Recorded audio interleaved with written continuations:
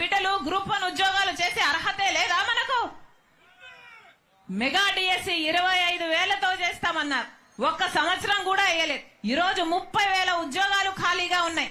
ఈరోజు 30,000 ఉద్యోగాలతో mega DSC వేయాల్సిన వాళ్ళు దగా డిఎస్సి 6,000తో దగా డిఎస్సి వేశారు. అది కూడా ఎలక్షన్లకు ముందు. ఇక రేపేమైతుందో ఎవరికీ తెలియదు. ఆ ఉద్యోగాల నోటిఫికేషన్లు వచ్చాయి, దాని పరీక్షలు ఎప్పుడు ఉంటాయి, దాని ఉద్యోగాలు ఎప్పుడు వస్తాయి ఎవరికీ తెలియదు. ఇది కదా ఈరోజు మన బిడ్డల పరిస్థితి.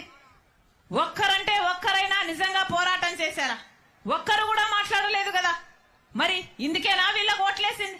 ఇందుకేనా వీళ్ళని గెలిపించింది? అసలు వీళ్ళ రాజశేఖర రెడ్డి గారి ఆశయాలను నిలబెట్టేది? బిడ్డలంటే ఎంత ప్రేమ ఉండే రాజశేఖర రెడ్డి గారు. రాజశేఖర రెడ్డి గారి జలయజ్ఞం, రాజశేఖర రెడ్డి గారు మనసులో నుంచి పుట్టింది రాజశేఖర రెడ్డి గారి జలయజ్ఞం. జలయజ్ఞం అంటే రాజశేఖర రెడ్డి గారికి ఎంత ప్రాణమో అందరికీ తెలుసు. మన రాష్ట్రంలోనే, ఈ ఆంధ్ర రాష్ట్రంలోనే 54 ప్రాజెక్టులను తలబెట్టాడు రాజశేఖర రెడ్డి గారు. ఆ 54 ప్రాజెక్టుల జలయజ్ఞంలో 12 ప్రాజెక్టులు రాజశేఖర రెడ్డి గారే పూర్తి చేశారు. మిగిలిన ప్రాజెక్టులను ఎవరూ ముట్టుకోలేదు. జగనన్న గారు ఆ రోజు మేనిఫెస్టోలో చెప్పిన విషయము, మేము అధికారంలోకి వచ్చాక రాజశేఖర రెడ్డి గారి జలయజ్ఞంలోని అన్ని ప్రాజెక్టులను పూర్తి చేస్తాము అన్నారు. మరి ఏమైంది? ఒక్క ప్రాజెక్ట్ అయినా పూర్తయిందా? ఒక్క ప్రాజెక్ట్ అయినా పూర్తయిందా? తట్టెడు మట్టి ఎత్తి మళ్ళీ ఇటు పోసారా? జలయజ్ఞం రాజశేఖర రెడ్డి గారికి ప్రాణమైతే అసలు నవరత్నాలలో అదొక రత్నం కదా. జలయజ్ఞంలో ప్రాజెక్టులు పూర్తి చేస్తామన్నారు, నవరత్నాలలో అదొక రత్నం. మరి ఏమైంది ఆ రత్నం? ఎక్కడ పోయింది జలయజ్ఞం? ఇదేనా రాజశేఖర రెడ్డి గారి ఆశయాలను నిలబెట్టడం అంటే? ఇక్కడ గాలేరి నగరి ప్రాజెక్టు పూర్తయితే ఈ ప్రాంతానికి ఎన్ని నీళ్లు వచ్చును? 5 నెలల్లో 6 నెలల్లో పూర్తి చేస్తానన్నాడు. 6 నెలలు పూర్తయిపోయి ఎన్ని సంవత్సరాలు అయిపోయింది? దానికి దిక్కు లేకుండా పోయింది. ఇదేనా రాజశేఖర రెడ్డి గారి ఆశయాలను నిలబెట్టడం అంటే?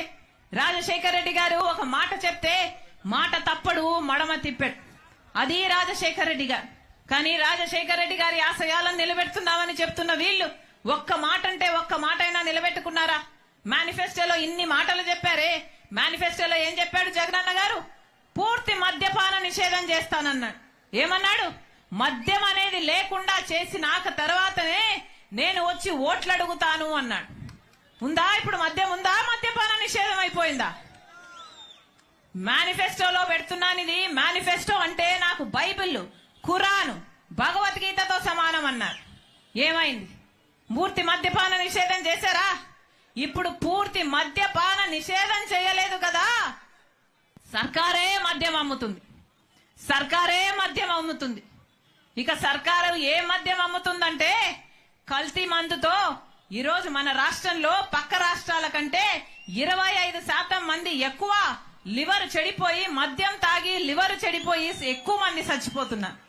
ఈ మద్యం అమ్ముతుంది అంటే వాళ్ళు అమ్మిందే తాగాలట, వాళ్ళు ఎంతకు చెప్తే అంతకే కొనాలట, వాళ్ళు ఏది అమ్ముతే అదే తాగాలట. ఏమేమి అమ్ముతున్నారు? భూమ్ అంట, స్పెషల్ స్టేటస్ అట. ఇప్పుడు కొత్తగా చెప్తున్నాడు మన రాకేష్, డిఎస్సి కూడా వచ్చిందట. ఎక్కడయ్యా వాగ్దానాలు ఎక్కడ నిలబెట్టుకున్నారు అంటే మందు షాప్ లో నిలబెట్టుకున్నారు. ఇదేనా రాజశేఖర రెడ్డి గారి ఆశయాలను నిలబెట్టడం అంటే? పూర్తి మద్యపాన నిషేధం అని చేస్తామన్న వారు ఈరోజు మద్యం మాఫియా చేస్తున్నారు, లిక్కర్ మాఫియా చేస్తున్నారు. ప్రపంచంలో ఎక్కడా లేదు ఇట్లా క్యాష్ తీసుకొని మాత్రమే మద్యం అమ్మడం. అంటే క్యాష్ మాత్రమే తీసుకుంటున్నారంటే ఎంత మద్యం అమ్ముతున్నారో ఎవరికీ తెలియదు.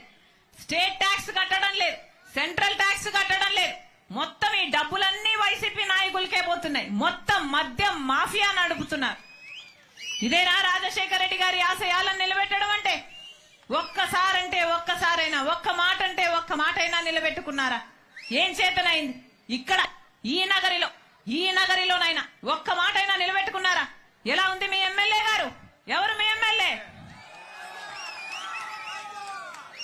ఎవరు మీ ఎమ్మెల్యే? ఎలా పని చేస్తున్నారు అని అడిగాను. అంటే నాతో చెప్పిన వాళ్ళు, అమ్మా ఇక్కడ అసలు మొత్తం జబర్దస్త్ దోపిడీ అట. జబర్దస్త్గా దోచుకుంటున్నారట. ఎలా ఉంది మీ ఎమ్మెల్యే అంటే ఎమ్మెల్యే కాదమ్మా మంత్రి అన్నారు. పోనీ ఎలా ఉంది అంటే మాకు ఒకరు కాదమ్మా నలుగురు మంత్రులు అన్నారు. నలుగురు ఏంటన్నా అంటే ఎమ్మెల్యే గారు మంత్రి అట, భర్త మంత్రి అట, వాళ్ళ అన్నలిద్దరు కూడా మంత్రులేడట. యథేచ్ఛగా జబర్దస్త్గా దోచుకుంటున్నారట. గ్రావెల్ వదలరంట, చెరువులోని మట్టి వదలరంట, ఇసుక వదలరంట, ఏది గాని వదలరంట. ఆఖరికి పేద వాళ్ళ కోసం హౌసింగ్ కడితే ఆ హౌసింగ్ మాఫియాలోనే చేతులు మారడంలోనే 100 కోట్లు సంపాదించుకున్నారమ్మా అన్నారు. పేదవాళ్లకు కట్టే ఇళ్లల్లో ఆఖరికి చిన్న ఉద్యోగాల కోసం వచ్చినా కూడా కమిషన్లు తీసుకుంటారమ్మా. ఎవరన్నా వెంచర్లు వేశారంటే ఆ వెంచర్లో వీళ్ళకు అదేంటిది ప్లాట్లైనా ఇవ్వాలి, లేకపోతే కప్పమైనా కట్టాలి. వీళ్ళ కన్ను పడింది అంటే ఆ ప్లాట్ గా మిగలదమ్మా, వాళ్ళ స్వాహా చేసేస్తారు అన్నారు. ఇందుకేనా అధికారం ఇచ్చింది? ఇందుకేనా ఓట్లేసింది? ఎక్కడ చూసినా అవినీతి, ఎక్కడ చూసినా డబ్బులమయం. ప్రజల గురించి ఆలోచన చేసేవాడు ఎవరైనా ఉన్నారా అంటే ఒక్కరు కూడా లేదు. ఇలా తయారైంది కదా. నన్ను అంటుంది రాజశేఖర రెడ్డి బిడ్డను నన్ను అంటుంది నేను అక్కడ తెలంగాణలో పార్టీ పెట్టానట. తెలంగాణలో పార్టీ పెట్టక ముందు నేను కాంగ్రెస్ పార్టీని దూషించానట. ఇప్పుడు కాంగ్రెస్ పార్టీలో ఎలా చేరాను అని అంటుంది. అమ్మా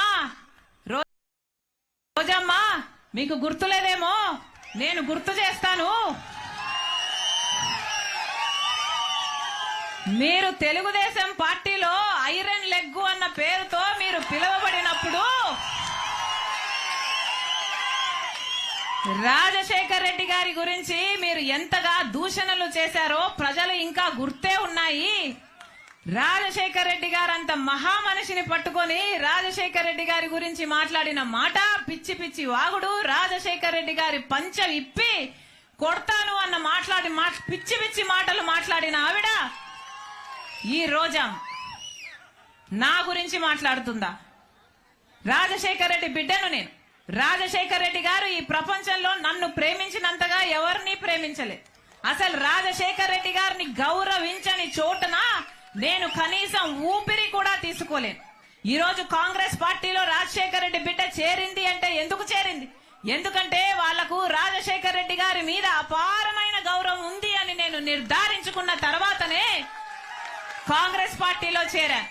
మణిపూర్ ఘటనలో ఈ వైసీపీ క్రైస్తవులై ఉండి వైసీపీ నిలవకపోయినా మణిపూర్ లో క్రైస్తవుల కోసం కాంగ్రెస్ పార్టీ నిలబడింది కాబట్టి నేను కాంగ్రెస్ పార్టీలో చేరాను. మన ఆంధ్ర రాష్ట్రానికి ప్రత్యేక హోదా గురించి వీళ్ళు కొట్లాడతామని చెప్పి మాట తప్పితే కాంగ్రెస్ పార్టీలో రాహుల్ గాంధీ గారు మొట్టమొదటి సంతకమే నేను ప్రత్యేక హోదా ఫైల్ మీద చేస్తాను ప్రధానమంత్రి అయినాక అని ఆయన మాట చెప్తే తర్వాత చేరాను నేను కాంగ్రెస్ పార్టీలో. నా గురించి మాట్లాడుతున్నారా?